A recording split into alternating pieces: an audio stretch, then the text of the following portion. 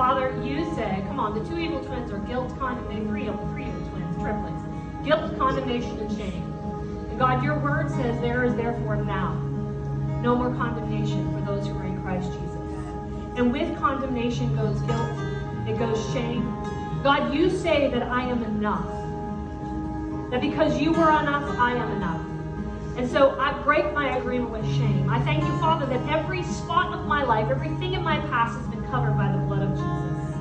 And I will not hold myself accountable for the things you have let go of. You say, God, that as far as the east is from the west, so far you have removed my transgressions from me, and that you do not think upon those things any longer. So I break my agreement with the thoughts that would tell me I need to continue to think upon the things I've done wrong. I change my mind right now, God, and I shift my mindset, and I come into an agreement, and I declare, God, that you have done a good thing in me. You have cleansed me. You have purified me. You have filled me with the holiness of the kingdom. Shame, you are a lie, in Jesus' name. All right.